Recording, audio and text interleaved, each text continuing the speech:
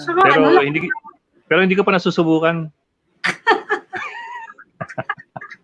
Tapos yung friend ko na may ari. Pwede dyan sa chicharon mo. Wako. Nagpadala rin. Oh. Dami kong alcohol. Ang dami-dami ng alcohol ngayon sa supermarket saka sa drugstore. Yeah. Pati mask. Pati mask. Nandun pa sa mga kahera. Pati yun disposable. Surgical. Disposable. Pati N95 nagbebenta na mga hardware. Oh, that's great! Talaga? Hardware. Kasi kailangan daw yun sa ibang construction. Yeah. Sir Ed, standby na po tayo po intro. Roger. Mag-countdown ka, Bok? Pwede po sa Facebook na lang. Message kita dun. Roger. Yeah, sa Messenger.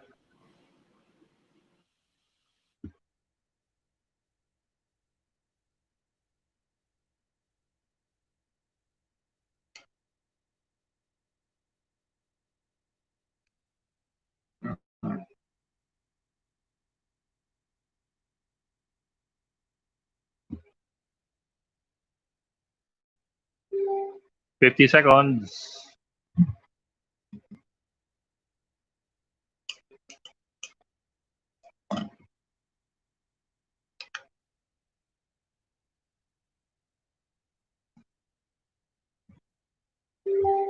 $30 seconds.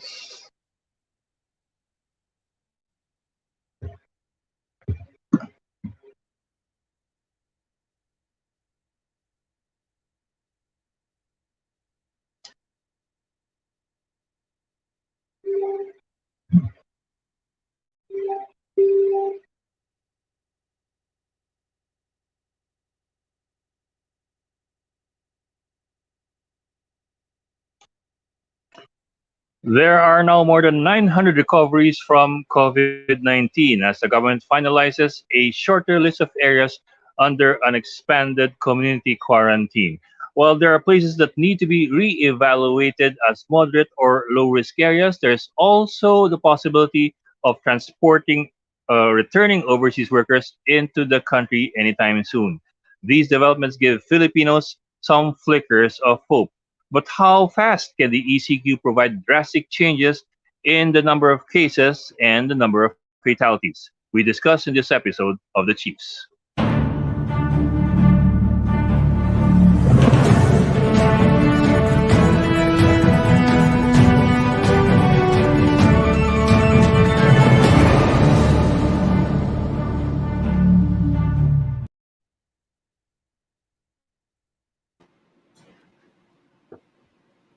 Well, welcome to this special edition of The Chiefs, and with me right now are Ami Pamintuan of the Philippine Star and Lucy Cruz Valdez, the chief of News 5.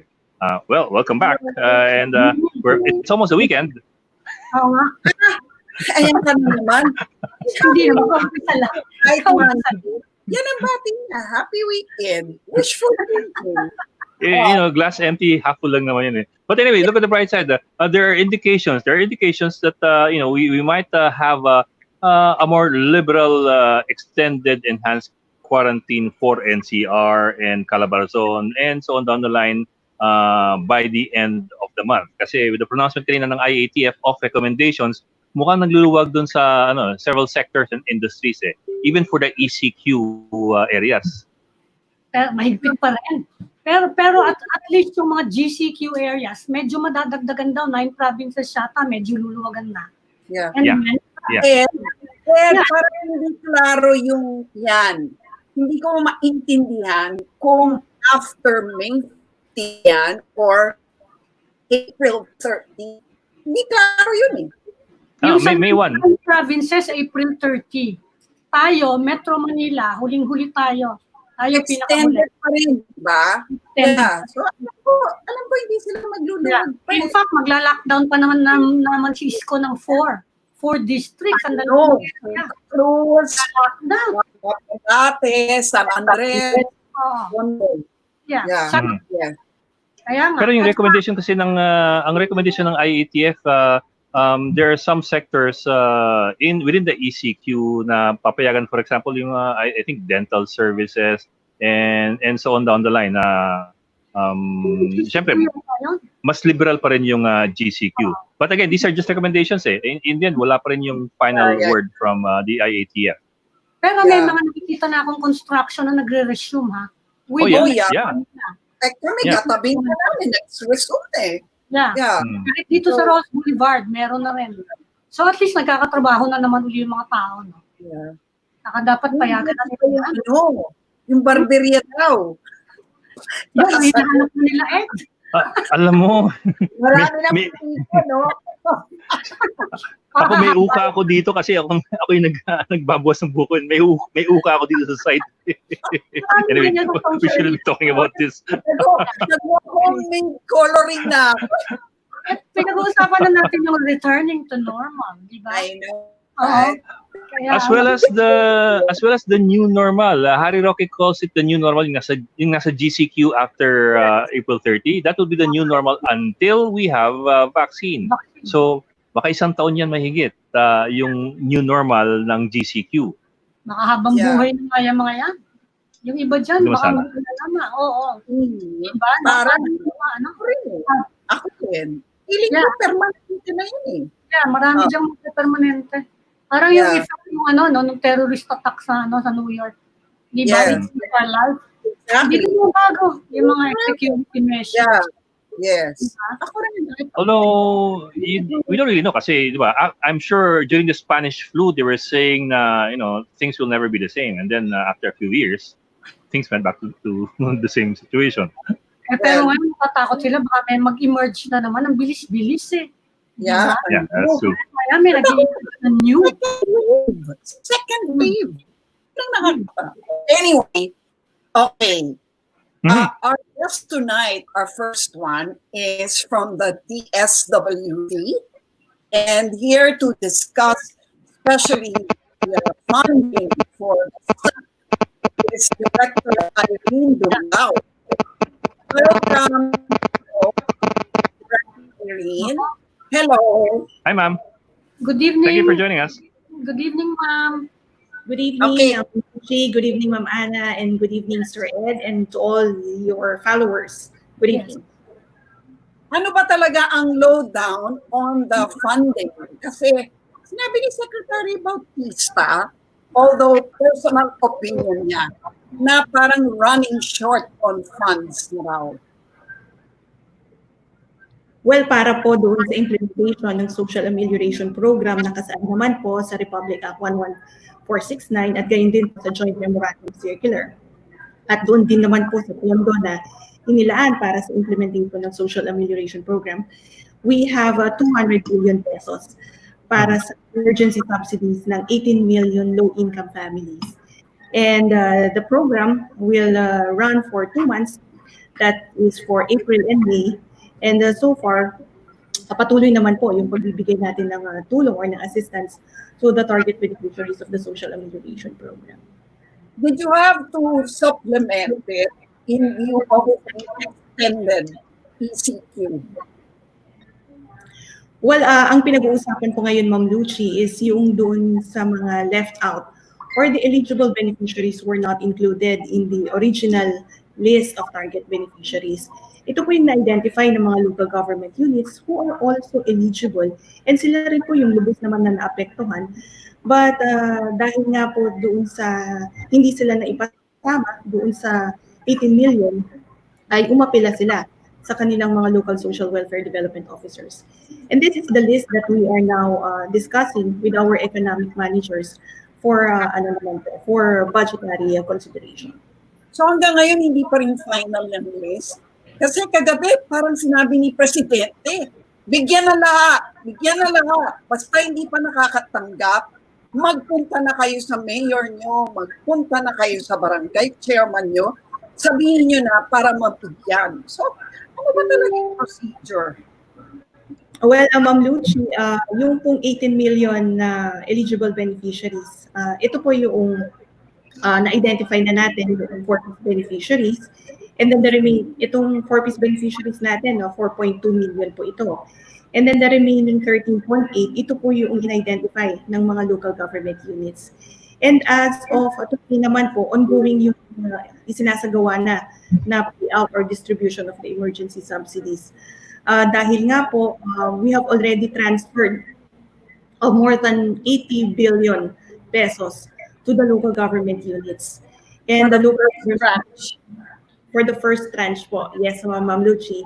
And the local government units are actually conducting their respective payouts. And if you would allow me, I would just like to share that as of April 28, more than 8.3 million beneficiaries nationwide have already received their emergency subsidies. And that accounts to more than 43 billion under the social amenities. Sorry, ma'am, you got choppy there. How many million? 8.3 million? Wala, in total po, Sir Ed, 8.3 million beneficiaries have already been served. And that accounts to more than 43 billion pesos already. Yes, ma'am. Ma'am, but I suppose people are also wondering how come Secretary Bautista is worried about running low on funds when government has only released so far the first tranche, the first month, at even yun po, hindi pa na-disburse not even half by the LGUs to the beneficiaries. Kasi while you released already, while the LGUs have released 8.3 funds for 8.3 million families, the target is 18 something million families all in all. So that's mga 40% pa lang po ang nabibigyan dun sa first tranche. Tama po kayo, Sir Ed. If you could recall, ang DSWD po, nagpalabas tayo ng memorandum circular o ng guidelines kung sinasabi po natin that the eligible beneficiaries na hindi po napasama doon sa 18 million ay maaari pong umapila sa kanila pong local social welfare development officers. At ito nga po yung listahan na ihahanapan po natin pondo, considering that they were not included in the 18 million and of course in the 200 billion budget. Director Dumlao, marami pang nag-a-appeal ng mga naririnig niyo ba ako? Yes po, Ma'am Ana. Marami pang nag-a-appeal na masama sila dyan, saka marami pang complaints. Ngayon, sinabihan nila ng Malacanang yung mga LGUs today, they have only 3 days left to distribute all the aid na nirelease sa kanila. Anong participation ng DSWD doon? Ang sabi ng mga LGU, kulang daw yung assistance nila. In the identification, nahihirapan daw sila. Saka yung iba naman, na-identify na, kulang naman daw yung binigay ng DSWD at ng national government. Kaya ba yun in 3 days? That's about Thursday. Yes, Ma'am Ana. Ang DSWD field office po kasi nakapag-transfer na ng funds sa mga local government units. And the local government units are responsible in distributing the emergency subsidies to their target beneficiaries. And with our close coordination with the Department of Interior and Local Government, we were informed na nagkaroon ng direktiba ang ahensya to the local government units to expedite the distribution process and to ensure that the first tranche of the Social Amelioration Fund will be released to their constituents before the month of April ends. Nakaka-liquidate ba yung mga LGU, ma'am? Kasi di ba dapat mag-liquidate muna bago sila bigyan ng pangalawang tranche? Tama po kayo, Ma'am Lucy. Nakasaad din po sa ating umiiral na panuntunan that prior to the release of the second tranche, kinakailangan pong mag-release o mag-submit ang local government units ng nakaka-comply ba sila? Nakaka-comply ba? As of today, Ma'am Lucy, we have yet to receive liquidation reports from local government units who have already completed their distribution of the emergency. So paano yan? Tayo po ay naniniwala naman that the local government units can comply with the directive given to them by the DILG. Wala kayong yung rules para lang ma-disperse na at mag-distribute. Yes, Ma'am Lucy. Dahil nga po na i-transfer na po ng DSWD yung funds sa local government units, nakasaad din po kasi doon sa memorandum of agreement that we forged with the local government units that they should be able to complete the payout in the specified period of time. And with the directive nga po of the DILG, we think that, we believe that the local government units can adhere to the directive. Pero kumpleto na ba yung list nila? Yung list ng beneficiaries, complete na ba? Kasi yun ang pinaka-importante doon, paano nilang mako-complete yung trabaho nila kung yung listahan nga nila kulang-kulang. Tama po, Ma'am Ana. Ang mga local government units have already identified their target beneficiaries. And what is going on for coordination with the DILG? Dahil nga po nagpalabas sila ng direktiba in directing all local government units to post the names of the eligible beneficiaries in the barangay halls. Ang maganda po dito, the entire community is now involved in invalidating the list. And dahil po dito, masisiguro natin that those included as recipients of the program are those who are really in need and those who really belong to the low income or the informal economy sectors. Okay. Director Biden, paano yung mga informal sector, especially now na luluwag na ng konti at baka payagan na raw yung ibang mga negosyo, paano yung mga yun? May funds ba for them? Para naman po doon sa mga kabilang sa informal economy sector, sila rin naman po ay identified o sila po ay kabilang dito sa social amelioration program. They belong to the target beneficiaries. And sila po yung binibigyan natin ng assistance at present. Pero walang special fund for them. Para ma-rebuild nila yung kanilang mga fishball carts and stuff, no? Raw materials. Meron ba? Actually, Ma'am Lucy, yan po yung pinag-uusapan ngayon ng mga National Program Management Offices ng DSWD dahil pinag-iisipan rin po natin yung recovery phase nitong crisis. Kabilang na po dyan yung pagpo-provide ng livelihood assistance grants, particularly for the economic recovery and rehabilitation of the livelihoods of those families who have been affected dahil nga po dito sa implementation of it. So hiwalay pa yun? Yes po, Ma'am Lucy, at gaya nga po ng nabanggit ko, kasalukuyan po itong pinag-uusapan at the guidelines ay kasalukuyan din po fino-formulate para po sa implementation. Can you give us an idea kung mga magkano yun, kung sakali? Well, at present, Ma'am Lucy, I'm sorry I cannot provide you with the figures yet dahil ang ating mga program managers are currently discussing this matter. Pero siguro more than 5,000 to 8,000, no? Which is what the SAP is. Kaya sana doblehin man lang or something. Kasi negosyo eh. No? Tama kayo. Yes, what you have mentioned is actually being considered by our program managers. All right. What do you think is the but what do you think is the choke point or the source of the delay dun sa distribution ng SAP? Now, I understand that the funds have been released in first tranche, have been released to the LGUs, but I'm certain that the DSWD is also concerned that talaga mabagal po yung distribution kasi we're almost past the first month and not even half of the families targeted have been given the financial assistance. Sabi nga nila, paano kung patay na yung kabayo, ano gagawin sa damo? And I'm certain the DSWD has also looked into the problem. What do you think is the choke point? Is it the requirements is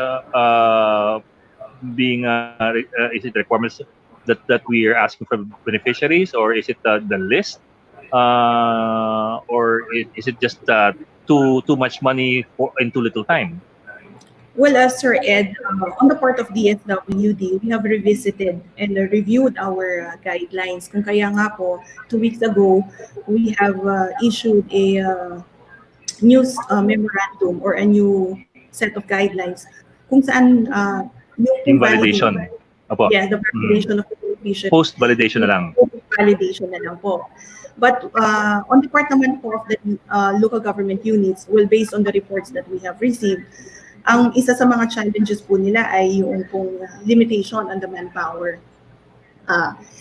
Napakalaki po yung sinuserve nila, no? Napakarami po ng mga beneficiaries na kailangan po nilang bigyan ng assistance. And we recognize po that they do not have sufficient manpower to distribute yung pong subsidies. But with the intensified and strengthened coordination between the local government units, the DSWD, and the other agencies of the government, including AFP and PNP,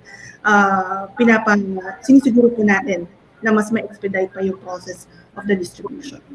Okay, hindi pa po One more tayo- question. But reserve that after the gap. Hindi pa po tayo tapos with the Director Irene Dumlao. Stay right there. We will be back.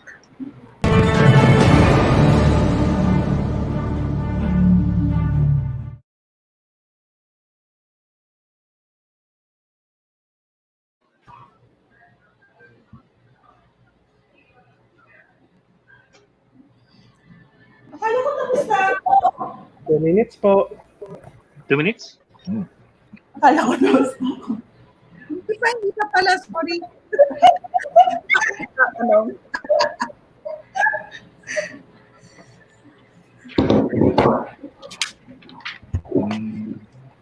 Ay, sinusunod. Iron, sinusunod. Si Director Ron, di ba? Pa rin po. Siya pa rin. Oh, sorry, choppy ka.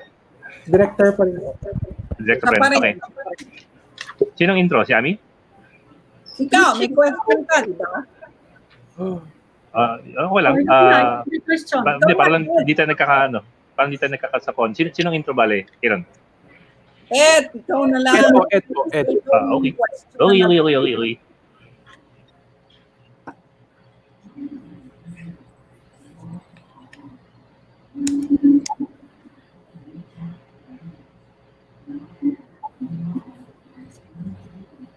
Andun ba yung istorya mo? Actually, Umbrella. Kasi mo nga.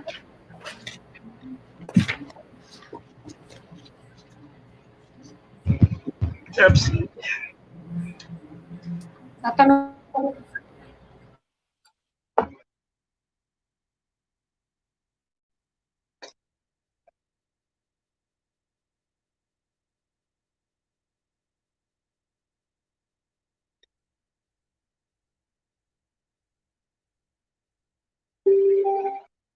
Oops. Yeah. 40 seconds.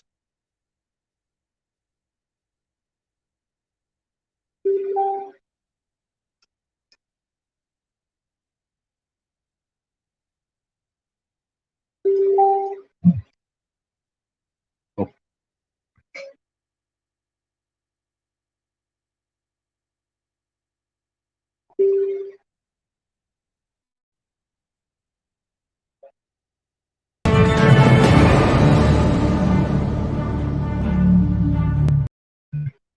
You are watching The Chiefs, and still with us is DSWD Director or Spokesperson, Director Irene Dumlao. Ma'am, thank you for staying with us. Well, I'll get back to my question a while ago. Earlier, you said that the DSWD is considering increasing or expanding the number of beneficiaries kasi nga yung 18 million may mga umaapela pa. I'm wondering lang how much leeway are you considering in expanding the number of families na magbe-benefit? Kasi I think now we're at 24 million Filipino families. So mayroon ka pang 6 million na possibly, at least potentially, pwedeng pag-expandan ng SAP. On the other hand naman, you have proposals, for example, from Congressman Joey Salceda na pwede nilang gawing universal yung relief para simple ang buhay at wala nang gulo doon sa sinong pwede, sinong hindi. For example, 1,000 or 2,000 for every Filipino. There are those proposals, and some of them make sense to other people. Well, first of all, Sir Ed, we respect any proposition coming from our honorable legislators. And of course, tayo naman po in the executive department will implement any legislative action that they may pass. Sa DSWD, currently, what we are implementing is the program na po that caters to 18 million families who belong to the informal sector and who are low income. And we are given 200 billion pesos to implement that. Katanungan nyo kung how many families are we targeting or how many families are we projecting to include in the social amelioration program. As of now, Sir Ed, I cannot provide the exact figures as the DILG has instructed all local government units to submit yung po kaninang additional list of beneficiaries. And we will be validating yung kung sinumite ng mga local government units to ensure lang po that the identified beneficiaries are not existing recipients or beneficiaries of other DSWD programs. Director Dumlao, yung several groups of senior citizens are appealing na maisama daw, karamihan daw sa kanila hindi naisama dito sa SAP. May pag-asa ba yung request nila? Well, Ma'am Ana, unang-una po, we would like to remind everyone that kung the DSWD really endeavors to provide assistance to everyone, particularly the sector that we are serving. Isa na nga po yan yung sektor ng mga senior citizens. Pangalawa po, ang social amelioration program, unit of assistance po niyan ay per family and not per individual. And kung kaya nga po, yung mga citizens who are members of a family, ina-assess din po natin kung ano po yung status or circumstances of the entire family. Because it could be, Ma'am Ana, na a senior citizen nga in a family, but the other members of the family naman po ay earning income. No? So, as a result, hindi po mapapasama yung pamilya na yun kahit po may senior citizens na miyembro. Ganyan din. Sige, go ahead, please. We would like rin po to share to the public na ang DSWD naman po nag-implement ng social pension for indigent senior citizens, kung saan po napamahagi tayo ng 500 pesos a month to each senior citizen na nag-qualify po doon sa guidelines natin on the social pension for indigent senior citizens. Kumusta naman po yung implementation, ma'am? Kasi at the start of this program, sinabi ni Presidente, ayaw niyang gamitin yan for political patronage, ayaw niyang meron ng mga epal-epal. Have you encountered those cases sa implementation? Diba there's WD is helping monitor the distribution of the aid. Kumusta naman yung implementation? Well, Ma'am Ana, gaya nga po ng sinasabi ng DSWD, we are strictly supervising the implementation of the social amelioration program. While we have partnered with the local government units, sinisiguro rin naman po natin na magiging maayos yung implementation ng SAP. Kung kaya nga po, we have instituted a grievance redress system where complaints of the public pertaining to the SAP implementation will be received by our operations center. It will be managed and the appropriate address or action will be accorded.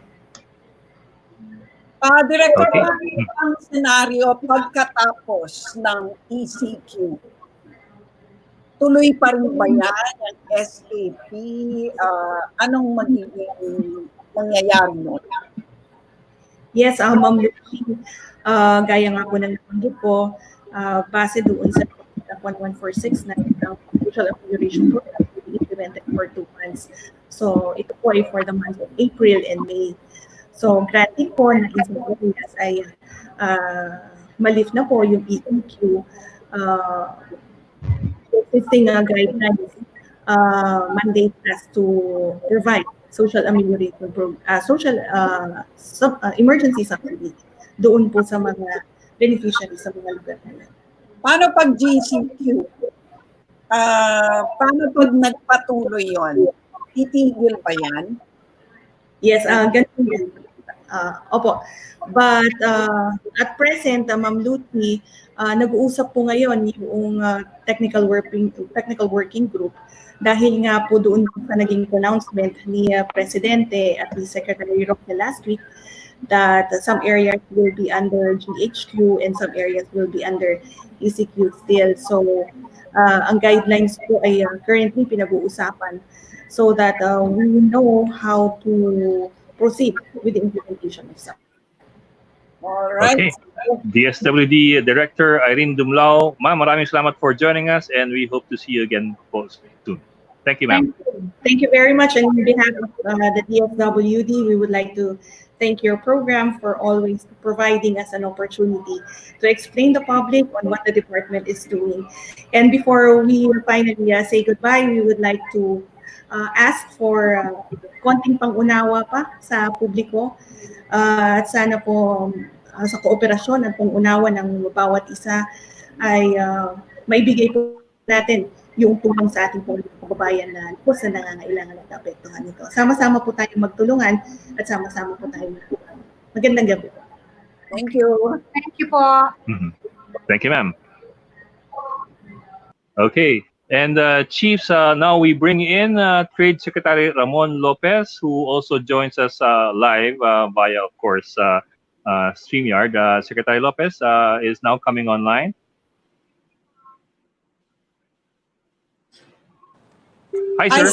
Good evening po, and thank you for joining us. Good evening. Hello. Hi, Sec. Hello, Ms. Lucci. Hi, sir. Yes.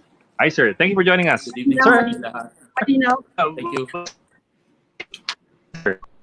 Kasi everybody's now talking about this new normal, whether it's GCQ or ECQ. But whatever the case is, new normal is still abnormal to most people, or not to all people. What is new normal for the GCQ and what is new normal for the ECQ? What are we really looking at? We're hearing different versions, and we also have recommendations from the IATF kanina. So, what finally is it going to be? So basically, the general community quarantine in areas na payagan pong mas maluwag ang pagka-quarantine will allow more sectors to operate. At doon naman sa ECQ, status quo po tayo. Doon sa mga allowable at yung hindi allowable. So syempre, mas maraming allowable under a general community quarantine. But what is common in both is that sa lahat po ng mag-ooperate ngayon ng mga business establishments, we are coming out with a new, tinatanong nyo po yung new normal, with a new guidelines para ma-maintain ang minimum health protocol standard. Yung bang, ano ba yung mga gagawin dapat ng mga korporasyon, mga kumpanya, factory, Yes. at kahit anong opisina, with respect to ensuring yung health standards sa kanilang operasyon. So yun po yung ilalabas nating guideline na kasama po ng DTI ang DOH at ang DOLE at para ho maglabas ng mga ganitong panukala with respect to workplace safety and health, reducing transmission ng COVID, with respect also to minimizing contact rate and reducing the risk of infection. So may mga like yung naririnig po natin at nadagdagan pa natin yung sa pag-entrance ay merong temperature scanner, merong hand washing and sanitizing and social distancing and many more. May roving patrol tayo to ensure social distancing, continuous disinfecting of yung mga places frequented by people, commonly touched buttons or let's say doorknobs, parating may disinfection na gagawin. Yung mga ganong klaseng minimum standards ay ipapairal po natin under the new business practice requirement. Totoo bang yung mga restaurants sa mga malls, pwede lang daw mag-take out, hindi raw pwedeng kumain doon? Tama ba yun? Oho, sa hanggang ngayon po, yun po ho ang ating magiging standard, I guess, practice. For the simple reason na yung social distancing, we're still trying to instill that. But down the road, again, sabi nga natin in the past, talagang ito pong measures na to is being calibrated, being opened up, calibrated because on the one hand, atin pong tinitingnan yung improvement sa health capacity, sa health indicators natin, in terms of infection rate, number of testing capacities. At yun po ang tinitingnan natin. And on the other hand, tinitingnan naman natin yung pagka-essential ng mga business activities. At ang in the end, binabawasan natin yung risk such that pag nag-open up tayo, ang pinaka-principle po ay we are managing the risk. So we operate, we allow more sectors to operate, but we have to ensure na hindi ma-compromise yung mga possible infection and transmission that can take place. Actually, Sec, yung mga mall ang nakaka-worry, no? Kasi pambansang pasyalan ng mga yun eh. No? So, Yes. ang fear ng marami, baka magdagsaan doon. Hindi ko kaya mangyari yon? Naalala nyo nung bago tayo nag-quarantine at nagkaroon na rin ng scare sa COVID, ang naging concern noong, naalala ko yun mga last week before March 15, ay ang naging concern, kumonti na yung tao kahit hindi pa pinagbabawalan nun. I think marami nang nag-ingat, marami ring natakot because of the emerging COVID-19 infection and transmission. So naging concern pa nga nun ay kumonti at ang mga tao at bumagal na rin yung negosyo sa malls. Kahit hindi pa wala pa tayong quarantine noon, naalala ko. So ang expectation po ng marami, kaya humihingi ng tulong yung mga SMEs, ay even sa pagbubukas or pag-allow ng mga ilang stores, meron pa ring kabagalan na inaasahan, ina-expect sa mga negosyo. Kaya I think yung mga tao ay tingin po natin hindi magdadagsaan. May pag-iingat po ang nakikita naming behavior ng consumers moving forward until such time na tumaas ang consumer confidence and that will be based on siguro pag meron ng gamot, effective na medicines na ma-discover or vaccines na ma-develop. At doon pa lang medyo babalik tayo sa more normal situation. Hanggang At saka sabi ni Secretary, malaking factor yung scare. Saka Secretary, sabi ni Harry Roque, papatayin daw ang aircon. Painitin na yung aircon. Para daw Walang na tumapay. walang wifi. Is that something? Yun, tataasan daw yung Yung thermostat. Yung aircon. Papatayin ng wifi. Saka walang wifi. Secretary Lopez, ikaklaro ko lang. May ikaklaro lang ako kasi in recent days, I've seen na parang bumabalik na yung ibang construction project sa Metro Manila. Saka merong mga ibang mga businesses na nagbubukas na dati naman hindi. Like mga services sector, mga hardware, mga vulcanizing. Meron bang easing of restrictions on certain businesses sa activities? Actually, Sa construction, public works. Actually sa construction, I think it was allowed lang last week yung some repair and maintenance ng roads ng DPWH. But not really the build, not the major construction projects. But in the general community quarantine, all the projects there ng construction na essential ay ina-allow na sa general community quarantine. But under ECQ, hindi pa But there is a pending request na i-reconsider yung stand ng IATF with respect to construction, lalo na kung the construction companies of these mga build projects na very critical, if they can assure yung tinatawag na nating minimum health protocol standards, no? At kunwari, i-house sila sa isang barracks na mas very decent at may social distancing, may sanitation, may frequent check-up, mga ganon ba. So, yun po yung mga consideration para maibalik man lang yung construction. And of course, gusto naman nating maibalik sila talaga para mas may trabaho na ang mga ating kababayan. Ang talagang pumipigil lang ay yung health question, yung transmission question and the risk.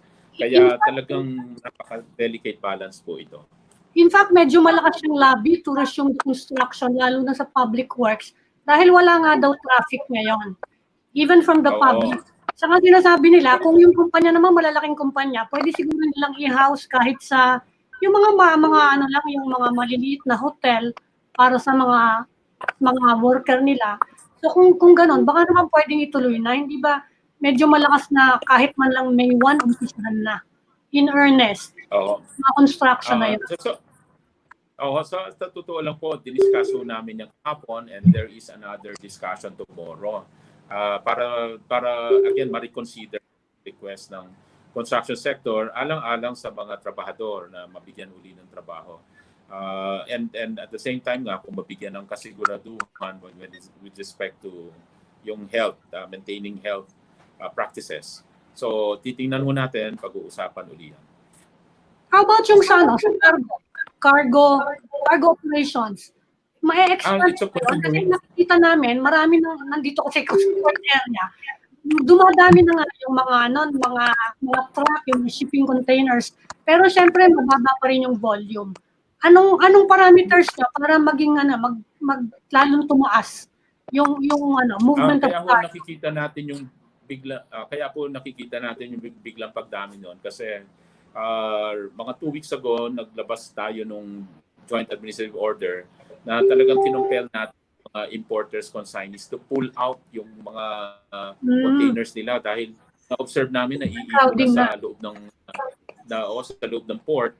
Kaya ngayon dahil naglabas tayo ng panukala na yon such that after 7 days pag hindi pinull out, i-consider abandon, may mga penalties.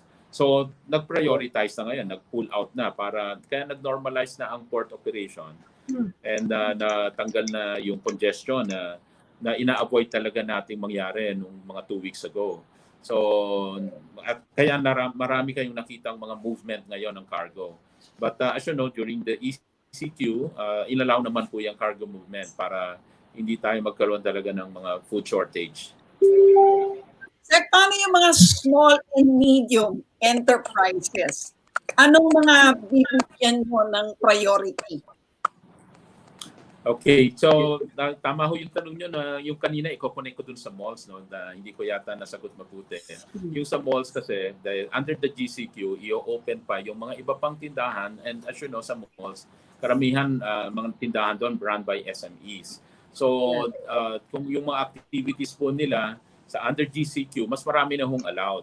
For example, the retailing, no, ng mga even ng non-essentials or sabihin sa iba essentials din, like clothing, accessories, basta non-leisure yung activity ay i-allow na sa malls. Kunwari yung laundry services din, pati hardware. Dati ho kasi bawal din yung even under ECQ bawal yung hardware store itself. Inalaw lang po yung hardware sa delivery. Again, following lang the principle na less movement ng tao para walang masyadong lalabas. Delivery na lang ito kasama ng mga ibang allowable deliveries ng pagkain at essential products. So dinagdag na ang pet food, ang hardware essential products for emergency purposes. Pero ang worry po nila ay baka naman kasi syempre magbabayad sila ng lease, no, for the space. Pero at the same time, bababa yung consumption. Kasi syempre, yung demand will remain low. So, ano po kayang tulong ang pagbibigay sa ngayon? Oo. How we wish we can mandate yung total waiting, yung hindi na babayaran. But fortunately, there are, the bigger malls, the Ayala, SM, Robinson, on their own, nagde-declare sila ng waiver ng rental payment. So hopefully for those businesses located in those commercial establishments, na we waive yung kanilang renta. So maganda ho yun. Pero dun sa mga ibang location at hindi winave yung rental, ang na-mandate naman po sa batas, at least yung grace period, yung pag-defer ng payment. Kasi yun ang advice din sa atin ng the Department of Justice Secretary Ibarra na pwede nating i-mandate ang pag-deferment, pero yung pag-libre, yung pag-waive, we can only encourage or enjoin. So, kaya po yun ang naging polisiya ng IATF. Are you still there? And Yeah. yun, meron tayong memo circular on that one.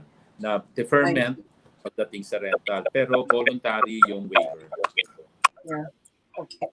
Sir, what about you? Well, Sec, Maraming nagsasabi na bubuksan na rin daw, papayagan na rin daw ang operations. Totoo ba yun? Ang alin po? Ang? Pogo operations.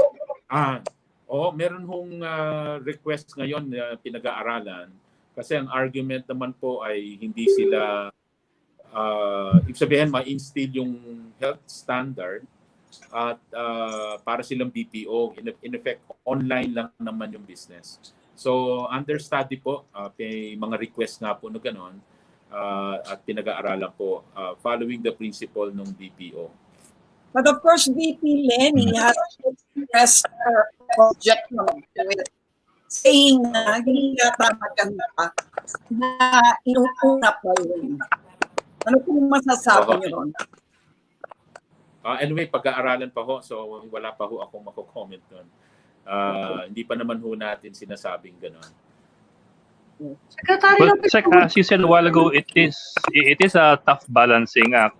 But even with a more liberal GCQ, you would still expect, I suppose, businesses to take a significant hit. I mean, restaurants, kung puro takeout lang yan, they may have to let go of a lot of waiters and so on down the line. So employees and the businesses would be taking a hit. Have you recalibrated and recalculated yung losses to business and to industry under this new normal, yung may GCQ at may konti pang ECQ? Yes, the program we are reconsidering, tulad ho nung, actually this morning we had that long meeting, and it's like a Congress hearing because we're working with the Congress, with the House of Representatives now, to study other support for the SMEs, because the current support being given now, as you've heard in the past, yung DOLE nagbigay sa mga wage ng mga workers, yung camp employed in informal and pati yung sa formal sector na mga, and then sa DOF nagbigay din ng around 51 billion sa wage subsidies din ng mga workers sa formal sector. So ang walang support na binibigay pa ay doon sa mga SMEs mismo, yung micro SMEs. Kaya doon naman yung DTI ay merong program on the pondo sa pagbabago pag-asenso, or what we call P3. Pero yun na yung 1 billion lang para dito sa mga micro and small. 1 billion na, sir? We need more 1 billion pesos. So, Di ba, sir, malit yun? Kaya ngayon, ang ginagawa namin program para talagang masupport yung pati medium and pati yung mga large na naapektuhan talaga rin ng ano ngayon, ng situation. Kaya we are actually we've developed a program with the DBP Land Bank na mas lakihan yung pondo, something like 30 billion ang portfolio that can be lent out also to the SME. So pandagdag yon. And then sa Congress, nag-aaral po sila that there is also another proposal. I will let them announce the number, but we're talking of support even to the manufacturing. Sec. Wala yata si Sec. Secretary, baka nabusan ng load. Nabusan ng load. Nawala si Sec. Oh, unfortunately, we lost Secretary. Maybe you can get him back. Sayang, hindi pa siya tapos. He was only beginning to talk about yung packages, the packages for businesses in the industry. Medyo, I think he's coming back now. Bumalik na. Yun. Hi, Sec. Okay. Hi, sir. Naputo kay sir. So, Yes, sir. You were talking about the 1 billion and the 30 billion. For the SMEs. hello? Sir, can you hear us, sir? For the SMEs. Sir, can you hear us? Sir, can you hear us? Hello? Hi, Sir, can you hear us, sir? Sir, if you can hear us, thumbs up. Hindi. No. Hindi tayo naririnig. Tatanong ko rin sana It yung worked ano. with Senator Manny. Oo. Oo. Meron silang inilabas Sir, can na- you hear us? Wala yung audio. I cannot hear you. Nawala yung audio. Okay. Meron siyang No, mga... si Sec was just talking about, di ba, 1 billion initially, tama ba? If I got it right, 1 billion initially for to get these businesses back on track. But they're also looking at a proposed 30 billion fund pa coming from, I think, was it Bangko Central that he was talking about? Hmm. Among other things. So they're still sourcing the funds, but they're digging up some money. Well, at least nagre-recommenda sila mukhang at least encouraging na may recommendation sila, DTI is Mhm. recommending yung sector. Pero yung 1 billion, maliit yung 1 billion. Mali. Nagulat ako dun. And considering that these are businesses that will employ people who need the money too. Oo nga. Siguro magkapulong tayo para maibalik natin siya, no? Yeah. Yeah. Sige. Aaron, if we can, let's go into GAP. We'll try to get Secretary Mon Lopez back online. I suppose we'll just pause for a break, so please stay with us. Don't go away.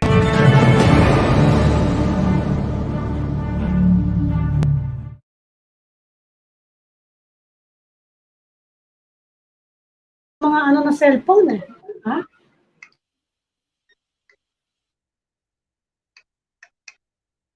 Whoa!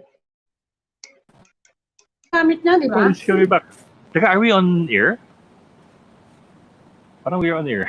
Wala na po, wala na po. Hindi tayo ano.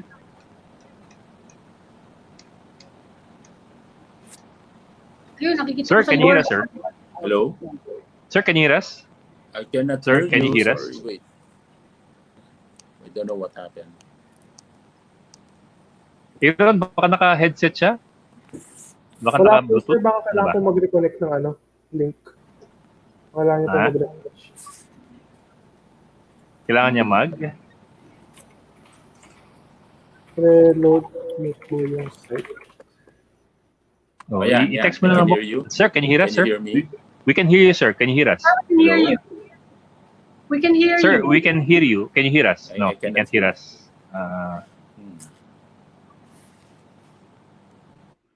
Ang hirap ng technology. Sir, no? nag-unmute kayo. Sir. Sir. Pero kanina may audio eh. So, Aaron, naka-bluetooth ba siya kanina? Hindi po, sir, siya naka-Bluetooth. Baka po nung na-disconnect na I wala will po. reconnect daw. I will reconnect. Mag-reconnect lang po, try lang. Hello? Hi, Eh sir. kasi kung pareho naman ang phone niya, di dapat ito nakiba. Putol. Teka lang po yung tempo natin sa set. Ang hirap pag-phone eh.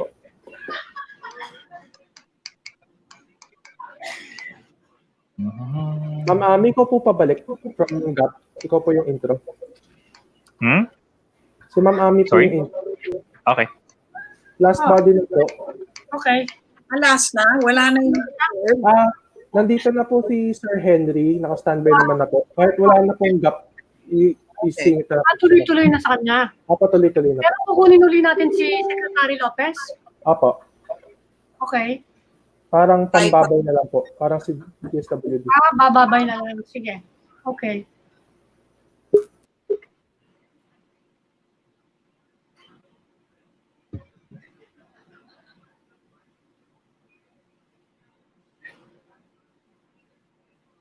Sigurado ba siyang papasok?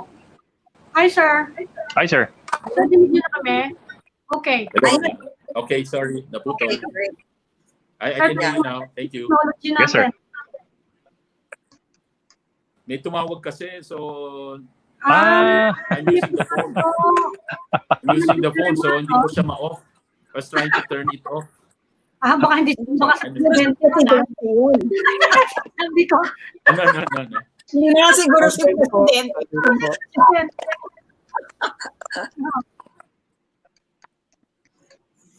Sorry. Okay. Game. Yes, sir. I-count down niyo ako.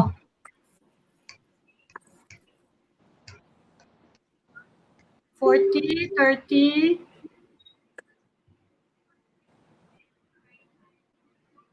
20, Hello. Sir, babalik na tayo. Sige, 10. sige.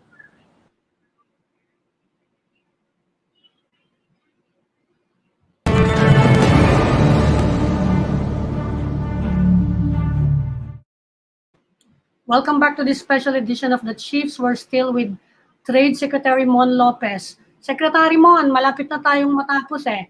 One last question kasi we're all talking about SMEs. Paano naman yung malalaking kumpanya? They're saying sila yung nagbibigay ng jobs to our people. Ano yung mga incentive? Alam ko meron silang mga tax incentives, but from the DTI, on the part of the DTI, kasi magsisegue tayo later to the businessmen. From the DTI, ano kaya ang pwedeng assistance sa big business? Okay. So meron hong proposal ngayon. Nawala uli si Secretary Mon. Nawala ulit. Ako, baka tumatawag ulit. May tumatawag ulit. May tumatawag ulit. Can you hear me now? Yes, sir. Yes. Yes, sir. We can hear now. Okay. Yeah. Okay. Well, para dito sa support ng business in general, hindi lang sa SMEs, there's also a proposal in the House initiated by Congresswoman Stella Kimbo and Congressman Joey Salceda and Chair Sharon Garin, Wes Gatchalian, na masuportahan yung manufacturing and other medium to large companies as well. Kasi as you know, they account for more than 30% then of the employment. Doon naman po ay tutulungan bibigyan ng support, I think something like in the vicinity of 60 to 70 billion pesos ang proposal. Para ho in terms of modernizing, giving them again mga concessional loans so that they can keep their employees, they can buy the raw materials again, the working capital, para ma-resume yung negosyo. Kasi presumably malaking drain sa cash din nila yung paghinto ng negosyo, at the same time may mga fixed cost sila na binabayaran. So kaya talagang kailangan din talagang pang jumpstart yung loans for them. Anyway, these are all loans na babayaran din. So ganun din ang plano for SMEs and also for medium and large. Baka may last word kayo, Secretary Mon, sa business community natin. Lahat nag-aalala ngayong panahon eh. The times are so uncertain. It's really a challenging period talaga, this unprecedented. So we just hope that our business sector will continue to hang on and maintain at least yung employees nila.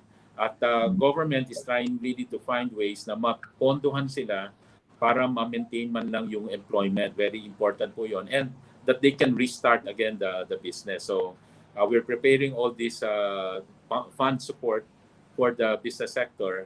At the same time, yung dun sa mga micro SMEs din, we've kasama dito sa bill na pinag-usapan about another 10 billion that will help them in terms of technical assistance, helping them change the business model into online para mas dumami yung e-commerce, panibagong modelo rin para sa mga SMEs na napansin natin, dumami rin ngayong panahon ng COVID na pa-quarantine lahat, dumami yung delivery services, online platform, kaya yun yung mga itutulong pa natin moving forward. And again, as mentioned, para sa working capital and mga pag-maintain ng employees. Yan po yung maibibigay natin moving forward na hopefully makapasaho sa Congress and then of course yung sa executive with the DBM mabigay din yung mga pondo na yon. And then yun lang po mag-cooperate para ho masolve na natin itong problema na ito at mawala na yung mga transmission and infection. At tumulong po sila sa pagtaas din ng PCR test capacity. Kasi kanina kausap namin yung business sector and everybody is doing their respective investments then sa testing capacity. Aside for their employees, yung PCR test, aside para sa employee nila, in fact, they're doing it right now, para rin i-offer nila sa public pagkatapos na yung sa employees nila. So, easily, dun sa bilang po namin, I think we might be able to do more than 20,000, 30,000 tests per day with the government and private sector helping together. So pag mataas yung testing capacity natin, pwedeng mas hopefully mapaaga yung lifting ng mga quarantines. Okay. Trade and Industry Secretary Ramon Lopez, marami pong salamat sa Thank you, sir. sa Chiefs. Salamat. Hihingi po kami ng Thank you reaction. po, the Chiefs. Thank you. Hihingi po Thank kami ng reaction sa business community. We will segue now to our next guest, Mr. Henry Lim Bonlyong of the Federation of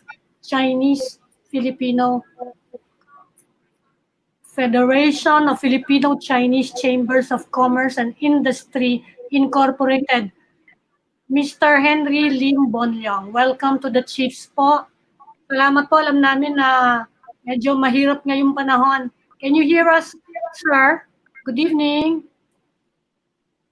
Good evening, sir. Naririnig. Mr. Henry, good evening po. Good evening, sir. We can't hear him. Oo nga, we can't hear him. Meron, hindi rin tayo narinig. Meron din marami pang mga sayang, ano?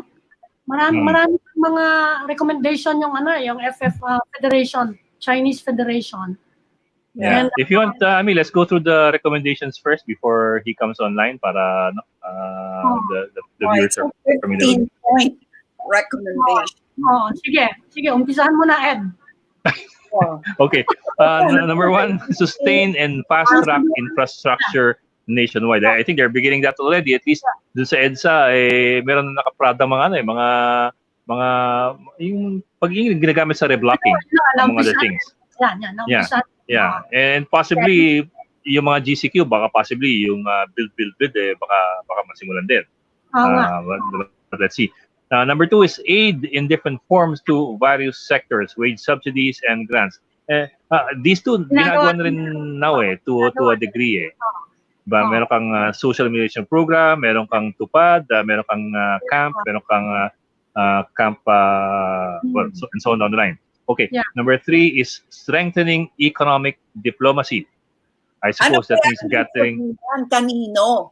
Yun ang kanino. Kanino? And at what terms? More China, syempre. Kasi Chinese chambers No? Sige, okay. Pero pwede rin Japan kasi marami tayong ODA sa Japan. Yeah.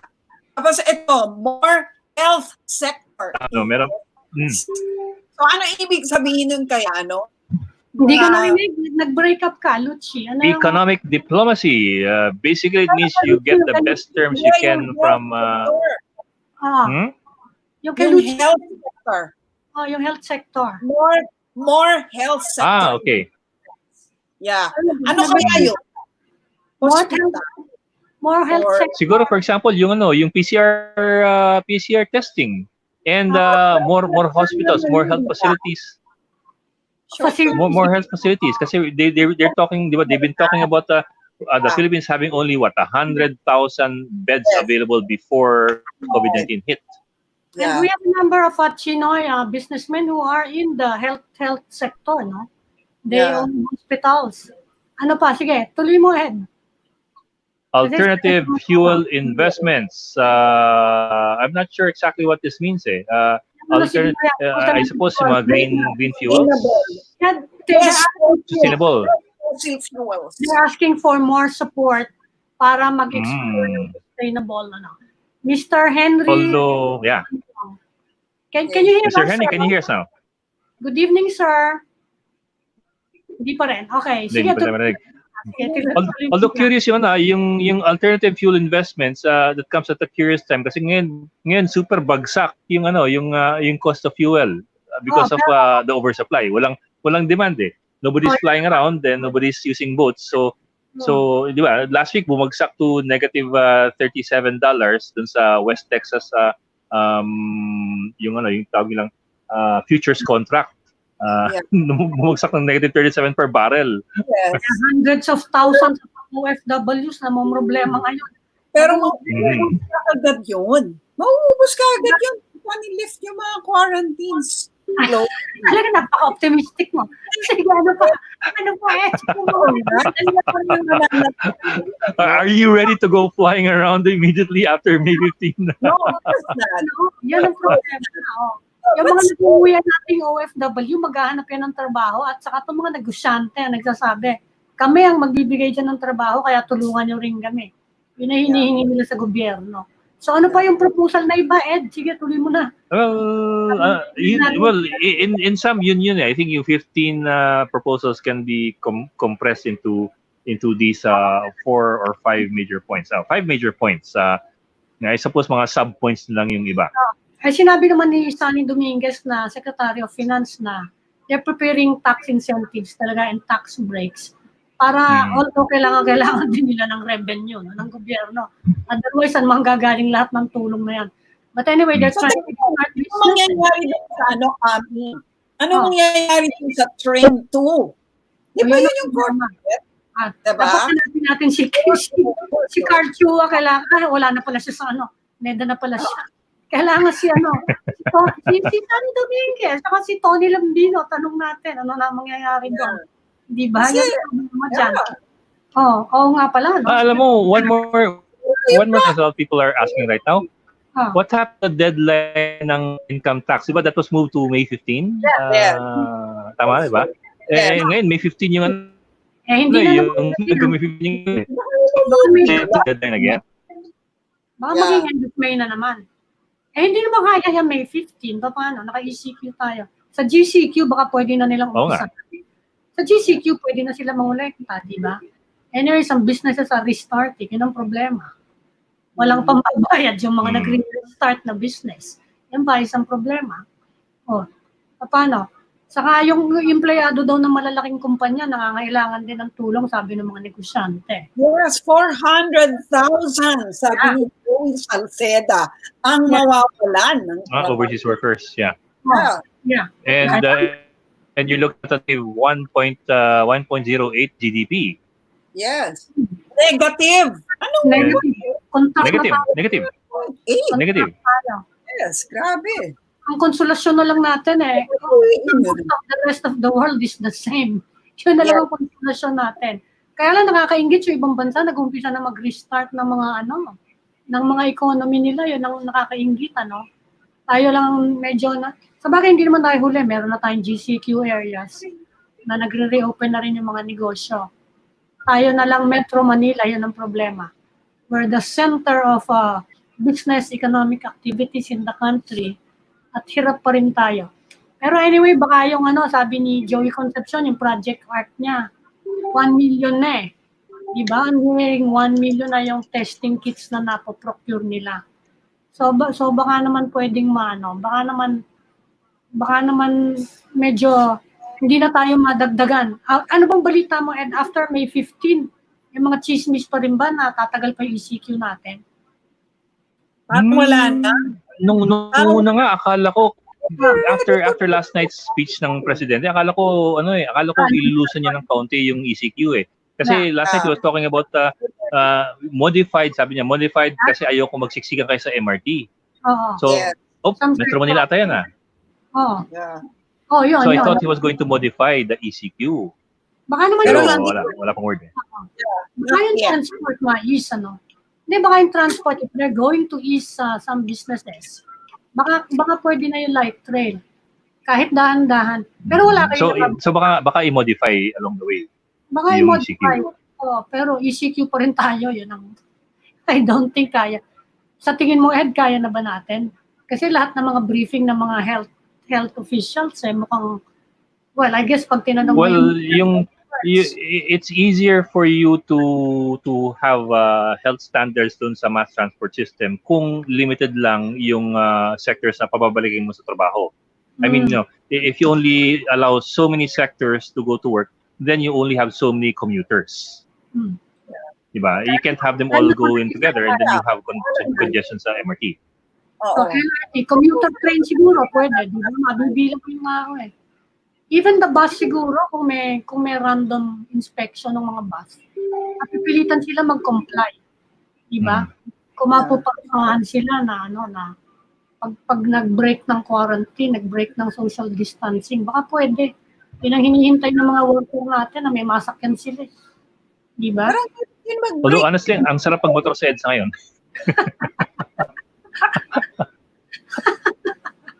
No, but businessman, ang hirap mag-break even under Yeah. the new normal, di ba? Yeah. Yeah. With GCQ. Yeah. Tapos, kahit yung mga bus, biro mo ang konti ng pasahero mo, pero yung gasolina mo, pareho, di ba? Mm. Pero sabi nila, kukunti lang daw yung di-deploy na bus. So, hindi naman at least may estimate ka kung ilan yung pasahero mo.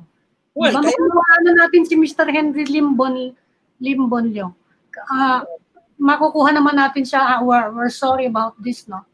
Talagang mahirap tong technology natin.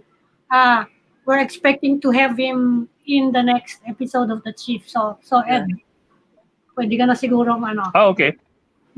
Okay, so anyway, we've had several significant guests tonight, so I suppose we've had quite a lot of insights to carry tonight. So that will be all for this special discussion. We'll keep the conversation going. I'm Edwin Gao, One News. I'm Ami Pamintuan of the Philippine Star. And I'm Lucy Cruz Valdez of News 5, and we are One News.